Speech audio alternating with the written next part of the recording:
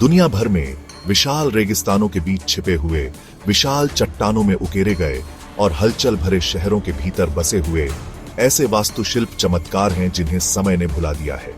ये संरचनाएं बीते युगों की सरलता के मूक प्रमाण, नवीनता, कलात्मकता और मानवता और प्राकृतिक दुनिया के बीच गहरे संबंध की कहानियां फुसफुसाती हैं।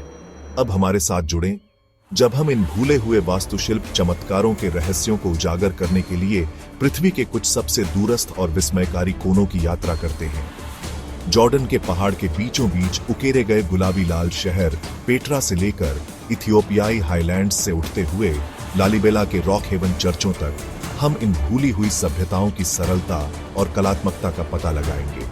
ये संरचनाएं जो अक्सर अपने पर्यावरण की सीमाओं को ढता बताती है, मानव रचनात्मकता की स्थायी भावना और सबसे चुनौतीपूर्ण परिदृश्यों को भी कला के लुभावने कार्यों में बदलने की हमारी क्षमता के प्रमाण के रूप में खड़ी है। हमारी यात्रा जॉर्डन के धूप में पके रेगिस्तानों के बीच शुरू होती है, जहां एक संकरा रास्ता, जिसे सिक के नाम से जाना जाता है, विशाल बलुआ पत्थर की चट्टानों के माध्यम से अपना रास्ता बनाता है। यह पेट्रा का प्रवेश द्वार है, जो कभी सदियों से दुनिया के लिए खोया हुआ एक संपन्न महानगर था। कल्पना कीजिए, वर्ष 1812 स्विस खोजकर्ता जोहान लुडविग बुर्कहार्ट एक अरब यात्री के रूप में प्रछन्न इस उजाड़ परिदृश्य में प्रवेश करता है। उसने खोए हुए शहर की फुसफुसाहट सुनी है, जो इन चट्टानों के भीतर छिपी हुई अकल्पनीय सुंदरता का स्थान है। हफ्तों की जोखिम भरी यात्रा के बाद बुर्कहार्ट खुद को सिक के प्रवेश द्वार पर पाता है। जैसे ही वह सावधानी से संकरे रास्ते से गुजरता है, प्रत्याशा बढ़ती जाती है और फिर अचानक सिक पेट्रा के सबसे प्रतिष्ठित स्मारक खजाने को प्रकट करने के लिए खुलता है। चट्टान के चेहरे पर सीधे उकेरी गई यह विशाल संरचना डूबते सूरज के गर्म रंगों में नहाई हुई है।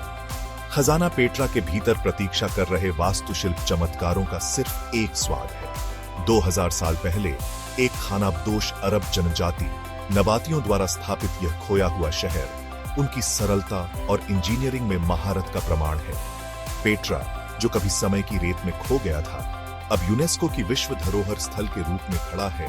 एक सभ्यता की याद दिलाता है जो सभी बाधाओं के खिलाफ पनपी। नबातियों की सरलता और कलात्मकता विस्मय और आश्चर्य को प्रेरित करती रहती है।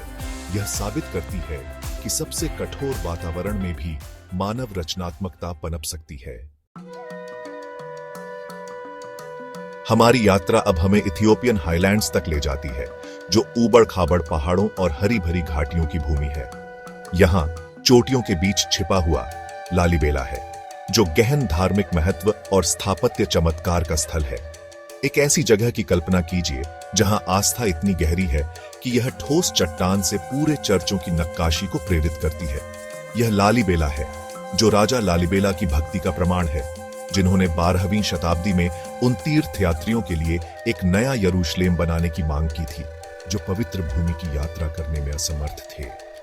लाल ज्वालामुखी चट्टान में उकेरे गए 11 अखंड चर्च प्राचीन इथियोपियाई कारीगरों के कौशल और समर्पण के प्रमाण के रूप में खड़े हैं। ये चर्च प्रत्येक डिजाइन और उद्देश्य में अद्वितीय सुरंगों, खाइयों और मार्गों के एक भूल भुलैया से जुड़े हुए हैं, जो आस्था के एक भूमिगत शहर का निर्माण करते हैं।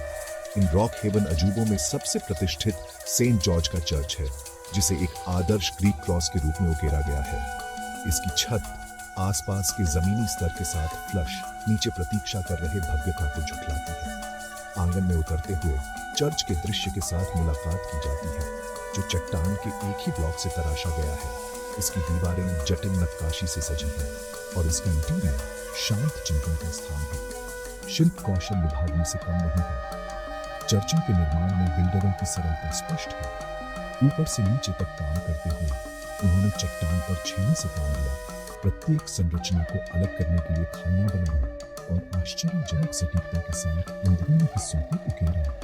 प्रकाश जटिल नक्काशीदार खिड़कियों से फिल्टर करता है, अंदरूनी हिस्सों को रोशन करता है और दीवारों को सजाने वाले प्राचीन भित्ति चित्रों और धार्मिक प्रतीकवाद पर एक अलौकिक चमक डालता है। ये पेंटिंग समय बीतने के बावजूद जीवंत बाइबल के दृश्यों को दर्शाती है और उस समय की धार्मिक मान्यताओं की एक झलक पेश करती है। महत्वाकांक्षी परियोजना को पूरा करने के लिए आवश्यक समर्पण और सरासर जनशक्ति की भी कल्पना की जा सकती है।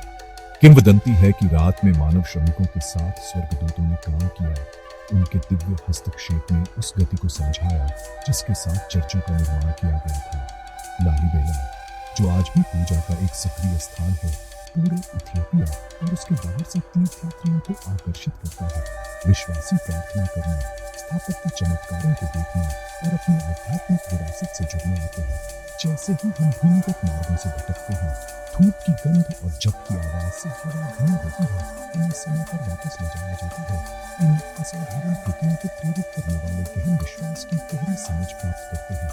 लालीबेला एक यूनेस्को विश्व धरोहर स्थल मानव विश्वास की शक्ति और कलात्मक प्रतिभा का प्रमाण है, जो तब पनप सकती है जब विश्वास और रचनात्मकता आपस में जुड़ते हैं।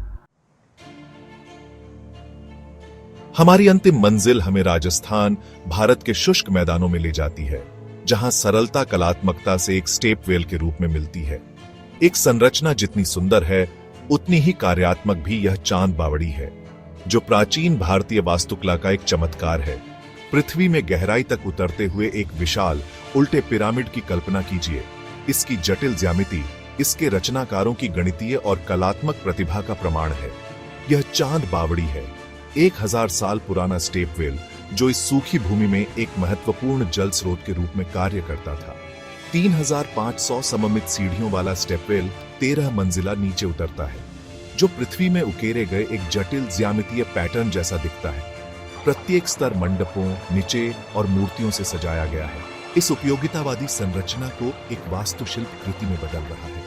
9वीं शताब्दी में राजा चंदा द्वारा निर्मित स्टेपवेल ने पीने, सिंचाई और यहां तक कि धार्मिक समारोहों के लिए पानी उपलब्ध कराया। सूखे के समय में सीढ़ियों ने घटते जल स्तर तक पहुंच प्रदान की, जिससे समुदाय के लिए निरंतर आपूर्ति सुनिश्चित हुई।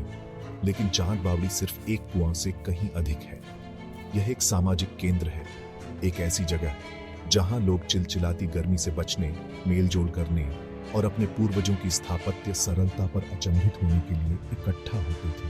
खुली हवा में बनी संरचना और रणनीतिक रूप से रखी गई खिड़कियों के साथ स्टेपवेल के डिजाइन में एक प्राकृतिक शीतलन प्रणाली बनाई। जैसे ही हवा कुएं से होकर गुजरती थी, यह पानी और छाया से ठंडी हो जाती थी, जिससे तेज रेगिस्तानी गर्मी से राहत मिलती थी।